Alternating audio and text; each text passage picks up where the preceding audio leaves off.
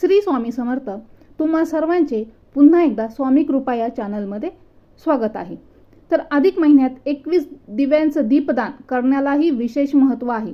आपण अधिकाच्या महिन्यात बरेच उपाय केले असतील किंवा पूजा जप तप सर्व काही विधी केले असतील, पण लक्ष्मी प्राप्तीसाठी आणि पितृदोष शांतीसाठी 21 दिव्यांचा हा उपाय अत्यंत प्रभावी मानला जातोय. अधिक मासात अनेक भाविक उपवास करतात, मंदिरात जाऊन पूजा अर्चना करतात, मंत्र जप करतात. पण या सर्वांमध्ये एक असा उपाय आहे जो अत्यंत सोपा आहे पण खूप प्रभावी मानला जातो. या उपायात फक्त श्रद्धेने लावलेले हे 21 दिवे आपल्या घरातील नकारात्मकता दूर करून सुख शांती आणि सकारात्मकता ऊर्जा वाढवू शकतात, अशी धार्मिक मान्यता आहे. पण हा उपाय करायचा कसा किंवा हे 21 दिव्यांचे दीपदान नेमके कोणत्या दिवशी करावे, सकाळी करावे की संध्याकाळी करावे, तुपाचा दिवा लावावा की तेलाचा दिवा लावावा, हे दिवे नेमके कुठे ठेवावेत, तुळशीसमोर ठेवावेत की देवघरात ठेवावे, यामागे धार्मिक आणि आध्यात्मिक महत्त्व काय आहे आणि सर्वात महत्त्वाचं म्हणजे दीपदान करताना अशा कोणत्या चुका आहेत त्या चुकूनही करू नयेत.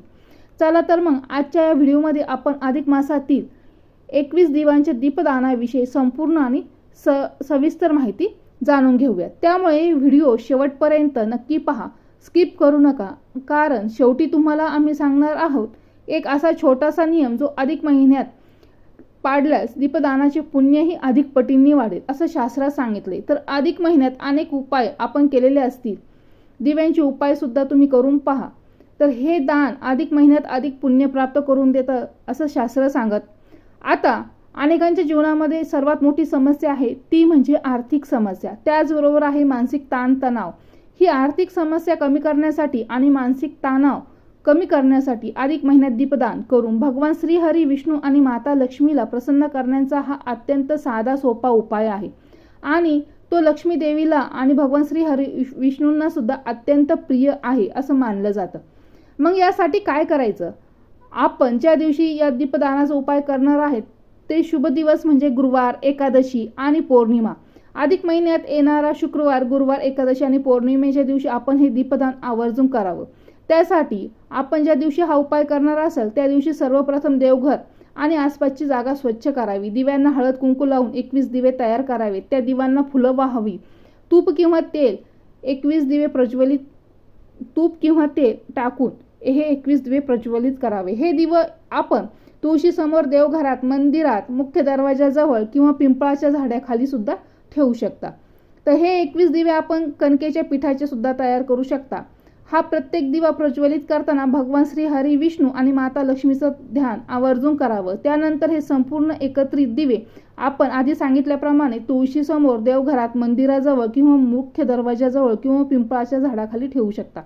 किंवा दिवा लावताना आपण देवी लक्ष्मीचे आणि भगवान श्री हरी विष्णूचे स्मरण करण्यासोबतच दीप ज्योती परब्रह्म, दीप ज्योती जनार्दन, दीपो हर तुम्ही पापम, संध्या दीपम नमस्तुते असं म्हणून ओम नमो भगवते वासुदेवाय नम या मंत्राचा जप करावा. हा उपाय अगदी साधा सोपा आहे जो कमी वेळेमध्ये होऊ शकतो, मात्र या उपायासाठी श्रद्धा आणि भक्ती महत्त्वाची आहे. आता हा उपाय कोणी करावा? तर आर्थिक अडचणी असलेल्या लोकांसाठी हा उपाय अत्यंत मानला गेला आहे. त्याचबरोबर वैवाहिक समस्या असलेल्या दाम्पत्यासाठी सुद्धा हा उपाय फलदायी मानला गेला आहे. मानसिक तणाव असलेल्या व्यक्तींसाठी सुद्धा हा उपाय अगदी साधा आणि प्रभावी मानला जातो. याचबरोबर घरात सतत वादविवाद होत असतील तर या उपायाने त्यांचे परिणाम कमी होऊ शकतात. आता आधी सांगितल्याप्रमाणे 11 किंवा 21च्या संख्येमध्ये हे दिवे प्रज्वलित करू शकता. जीवनातील 21 प्रकारच्या अडचणींवर मात करण्यासाठी 21 दिवे लावण्याची धार्मिक भावना मानली जाते. आता अधिक मासात तुम्हाला 21 दिव्यांचं दान करायचं असेल तर नेमके कधी करावं आणि त्याचं महत्त्व काय? तर तुम्ही गुरुवारी हे दान करणार असाल तर भगवान श्री हरी विष्णूंचा प्रिय दिवस आहे आणि गुरुवारी दीपदान करणं अत्यंत शुभ मानलं जातं. एकादशीला केलेलं दीपदान हे अनेक पटींनी पुण्य देणारं मानलं जातं. तर पौर्णिमेच्या दिवशी तुळशीपाशी किंवा मंदिरात दीपदान करणं सुद्धा विशेष फलदायी मानलं जातं. शक्य असेल तर अधिक महिन्यात आपण दररोज सूर्यास्तानंतर दिवा लावावा. हे साधं दीपदान सुद्धा तुम्हाला अनेक पटींनी फायदे देणारं ठरू शकतं. आता या दीपदानामध्ये एक पौराणिक कथाही आहे. तर या कथेनुसार एक गरजू भक्त अधिक मासात दररोज छोटासा दिवा भगवान श्री हरी विष्णूंसमोर लावत होता. त्याच्याकडे मोठी पूजा करण्याची क्षमता नव्हती, पण त्याची श्रद्धा खूप मोठी होती. असं म्हणतात की अधिक मास संपल्यानंतर त्या भक्ताच्या जीवनातील संकट दूर झाली आणि त्याच्या घरात सुख समृद्धी आली. या कथेतून एक गोष्ट स्पष्ट होते की देवाला मोठेपणा नाही तर श्रद्धा महत्वाची आहे. आता दीपदान करताना अशा काही चुका आहेत त्या चुकूनही करू नये. जसे की फुटलेली दिवे अजिबात वापरू नये, दिवा वारंवार विझू नये, तसेच राग किंवा नकारात्मकता भावना ठेवून पूजा करू नये, दक्षिण दिशेला दिवा ठेवणं सुद्धा टाळावं आणि सर्वात महत्त्वाचं म्हणजे दीपदान श्रद्धेने करावं असं मानलं जातं. घरात सतत अडथळे येत असतील तर आर्थिक समस्या असतील, मानसिक अस्वस्थता जाणवत असेल, शुभ कार्यामध्ये विलंब किंवा कुटुंबात सतत वाद होत असतील तर या दीपदानामुळे तुम्हाला अनेक पटींनी परिणाम जाणवू शकेल. त्याचबरोबर या ज्या समस्या आहेत त्या काही कारणास्तव सुद्धा असू शकतात. ही काही लक्षणं पितृदोषाशी सुद्धा संबंधित असू शकतात. अशा वेळी अधिक मासात केलेले हे 21 दिव्यांचे दीपदान हे सकारात्मकता ऊर्जा निर्माण करून वातावरण शुद्ध करण्याचे कार्यही करते असं म्हणतात. म्हणजे विशेषतः अमावस्येच्या दिवशी नदीकाठी तुळशीसमोर किंवा पिंपळाच्या झाडाखाली हे 21 दिवे आवर्जून लावून आपण पितरांसाठी सुद्धा प्रार्थना करावी. पितरांसाठी प्रार्थना केल्यास विशेष पुण्य प्राप्त होतं असंही शास्त्र सांगतं.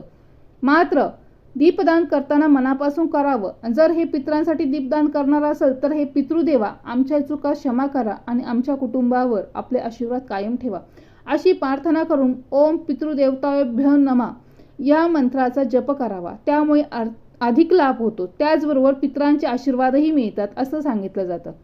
दीप हा आत्मप्रकाश आणि शांतीचे प्रतीक मानला जातो. त्यामुळे अधिक मासात केलेले 21 दिव्यांचे दीपदान हे धार्मिक विधीच नाही तर पितरांप्रती कृतज्ञता व्यक्त करण्याचा एक पवित्र मार्ग मानला जातो. तर मंडळी, लक्ष्मी प्राप्ती करायची असेल तर भगवान श्री हरी विष्णूंचे आशीर्वाद प्राप्त करायचे असेल, घरात सकारात्मकता वाढवायची असेल, पितरांचे आशीर्वाद आपल्याला हवे असतील तर 21 दिव्यांचं दान आपण अधिक मासात आवर्जून करूया. मग या दीपदानाचे महत्त्व, योग्य वेळ, पद्धत, धार्मिक कारण आपण जाणून घेतले. तर तुम्ही या अधिक मासात दीपदान करणार आहात का? कमेंट करून नक्की सांगा. अधिक महिन्यात तुम्ही कोणती विशेष कार्य केले आहे किंवा कार्य करता आहात तर हे पण तुम्ही कमेंटमध्ये नक्की सांगा. आणि सर्वात महत्त्वाचं म्हणजे हे दीपदान तुम्हाला 21 दिव्यांचे किंवा 11 दिव्यांचे तुम्ही करू शकता. तुम्ही यासाठी नवीन पंत्या वापरू शकता, जुन्या पंत्या वापरू नका. नवीन पंत्या आणून तुम्ही 21 पंत्या किंवा 11 पंत्या वापरू शकता. किंवा कणकेचेही दिवे तुम्ही लावू शकता 21 किंवा 11. तर ही अगदीच महत्त्वाची माहिती आहे. तर अशाच नवनवीन व्हिडिओ पाहण्यासाठी आणि ऐकण्यासाठी स्वामी कृपा या चॅनलला सबस्क्राईब करा आणि ही माहिती जास्तीत जास्त लोकांपर्यंत व्हिडिओ शेअर करून करा. तसेच एक लाईक आणि एक कमेंट नक्की करा. श्री स्वामी समर्थ. पुन्हा भेटूया नवीन व्हिडिओमध्ये.